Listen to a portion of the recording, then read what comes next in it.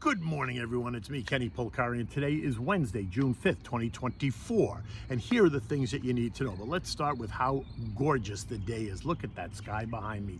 It's a beautiful, beautiful blue with just dots of clouds around, nothing really dramatic. It's about 80 degrees here at 8 o'clock this morning, on its way to probably the mid-90s. In any event, here are the things that you need to know to get your day started. So yesterday, the JOLTS report suggested a weakening economy. Therefore, stocks churned and bonds rallied. Consumer staple stocks advanced, while guess what? Basic materials ended up being a drag on the S&P. Oil and gas inventories rose last week ahead of the Memorial Day weekend, and so oil prices continue to be in decline. Gold, well, that's awaiting more data, and there's lots of inflation-focused economic data between the end of this week and next week. Today's ADP, Friday's NFP, then next week PPI, CPI, and the FOMC. And what do we have for dinner tonight? We're going to have the chicken rollatini, which is a simple dish to make, and you can make it any way you want. So stocks churned really yesterday, right? Another piece of economic news that suggests more of a slowdown and more of a chance of a rate cut. Then that failed to rally the troops. As the usual, bad news is good news for the markets, right? In fact, yesterday I asked, is bad news now bad news for the markets? Yesterday's economic data focused squarely on the JOLTS report, now the Job Opening Labor Turnover Survey, which is a monthly survey produced by the Bureau of Labor Statistics, right, the BLS. That provides us with data on job openings, hires, quits, and layoffs in the U.S. labor market. Many live and die by this data point, as they view this data as as a valuable source of information on the dynamics of the labor market and then the current economic psyche.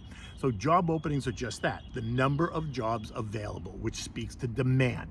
The higher the number, the more demand, and vice versa, right? Hires is the total number of additions to the payroll. And that speaks to the speed at which employers are able to fill jobs. Quits is just that number of voluntary separations, not including retirements. And this speaks to your level of confidence in being able to quit one job and just find a new one. Layoffs, well, they're just that. They're layoffs. That speaks to the ability or the stability of the labor market, right? And like so many eco data points that we get every month, this is just another one that policymakers and economists and analysts and strategists and business leaders use to make decisions about future policy and future strategy in their businesses, kind of in the markets, the Fed, what are they going to do, blah, blah, blah. Now, yesterday's JOLTS report came in well below the estimate, right? The estimate was for 8.3 million jobs. It came in at 8.06 million, suggesting a weakening in this data point, right? It's the fewest opening in 3 years. They made sure to tell us that. And that's the bad news, because recall that this number peaked out at 12 million in March of 2022 when the demand was high for workers as we were coming out of the pandemic and businesses were starting to reopen, right? Now, the other data points, factory orders, durable goods, capital goods orders, capital goods shipped, all came in line. So there's no surprises there, right? Thus, the focus on the JOLTS report again, because it supports that whole slowing economy narrative and the need for rate cuts.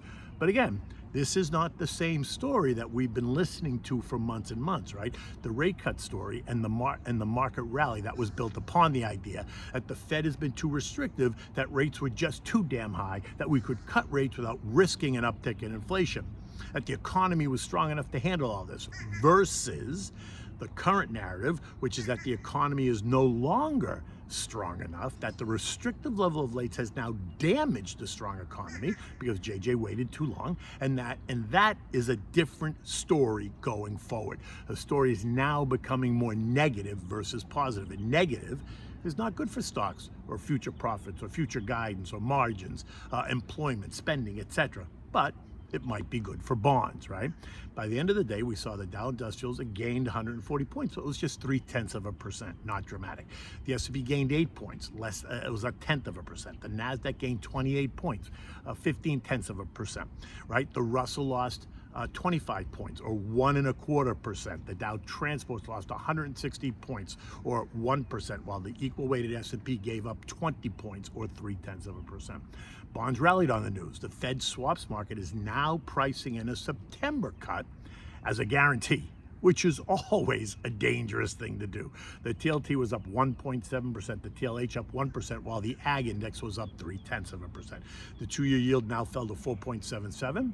The 10-year was ended at 4.33%. Mortgage rates, which hit 8% in October of 2023, are now hovering around 7.4% for traditional 30-year money if you have a 740 FICO score. People with a 700 FICO score can expect to pay significantly higher rates, while those with an 800 score will pay significantly lower.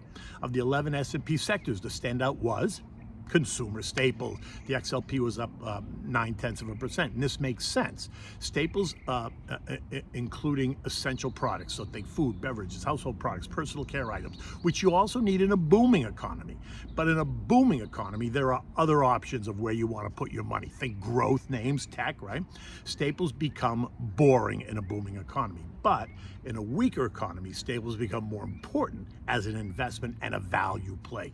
They offer stability and resistance. They're considered defensive names. They're good dividend payers typically, right? They can maintain their margins, they're protecting investor value, and they offer good diversification since they move in the opposite direction of the more cyclical sectors like tech and industrials, right? They're considered mature, and guess what? Mature is pretty good, right? In an unsteady environment. The biggest loser, though, you may have thought was energy, which was down 0.9%, but you'd be wrong. It was basic materials. That was down 1.1%. And why? Because basic materials are highly sensitive to the economic cycle. During downturns, demands for metals and chemicals and building materials typically decline as construction projects, manufacturing projects, and industrial activity tends to slow. So if the narrative becomes a slowing economy, then this too makes sense. The other 9 sectors were really mixed.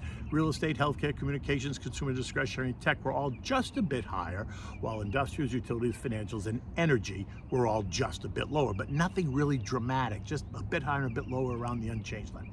Oil continues to plummet after the Sunday OPEC meeting where they intimated that maybe more supply is going to come from some of the members, right? It may be coming already to a weaker market sometime this fall. WTI fell another 1.75% to end the day at $72.92 a barrel, after trading as low as $72.48.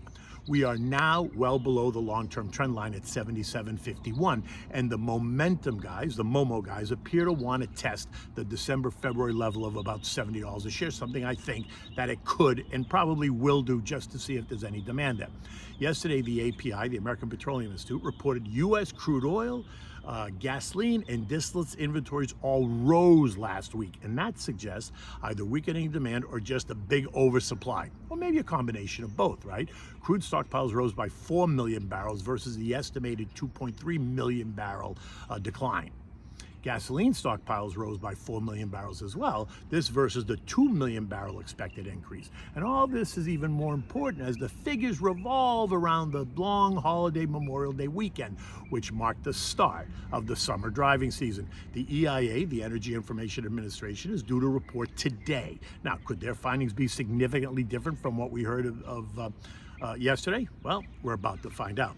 Now, gold continues to trade at $23.50, teasing just below the trend line at $23.65 as investors remain patient. Again, remember, if rates go lower, then the dollar will go lower, and then gold and other commodities should actually find support and move higher. Remember the inverse relationship. During the last month, we saw the dollar decline by 2.3%. It traded as low as 104.28. Gold, during that same time, rose by 6%. All during May as the dollar declined. But it retreated into the month end as uncertainty over rates continued, right? So I still think we remain in the 2400 trading range for gold, right? Hovering around 2350 just seems to be holding there. Eco data today includes mortgage apps, ADP, employment expected to be 175,000 new jobs created, the all-important S&P, U.S. Services PMI, and ISM Services PMI. Both expected to be in expansionary territory.